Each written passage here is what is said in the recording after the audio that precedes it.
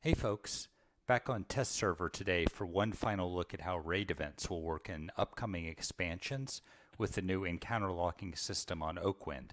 I've previously checked out Talonzek, Valenczek, and Sino, and today I'm back in Qvic looking at the zoo event. I've got the same setup with three groups consisting of a high-level warrior, enchanter, and bard, each of which has a cleric merc alongside them. So here I've engaged phase 1 of the event with my warrior, and you can see both of the bard and the enchanter groups are locked out of the event. This seems as I would expect it, and very different from what we saw the other day for the Sino event, where encounter locking wasn't operational for some reason.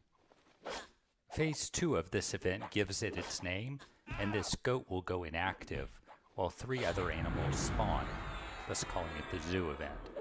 In order to move on to phase 3, you just need to kill them, but for the purposes of this video, we're not concerned about balancing versus having them all stuck to one target, as they will do if you don't balance. As phase 2 started, they all jumped on my bard when they spawned, so that's at least one point that's interesting, that the encounter lock doesn't persist through the phases of the event. I'm not sure if it would be possible to get them all locked onto different tunes or not, but that would definitely be an interesting mechanic if it were possible. There's a couple other things of note here. First, the warrior managed to get one of them on the extended target window, even though he wasn't doing anything aggressive at the time they spawned, as that goat he was attacking was inactive then. I /yelled those so I could take them down with the warrior, which brings up the second point of note.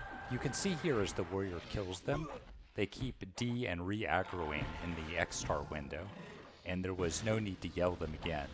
It looks like the one yell opened them up permanently. While all that was going on, I had positioned my enchanter to the place where the goat reactivates. So if you remember, this one was initially encounter locked to my warrior, and the enchanter hadn't been encounter locked to anything the whole event. But as you can see here, when it ended the inactive phase, it's now locked to the enchanter. I eventually /yell it on the enchanter so I can start killing it with the other two. So this one looks like another one where it's going to need some development work not to be a mess in the context of open world raiding.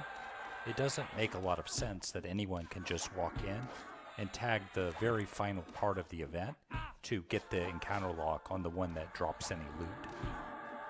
There's a little more time on this one to fix it than for the Planes of Power events we looked at previously, so hopefully there will be some action here as well.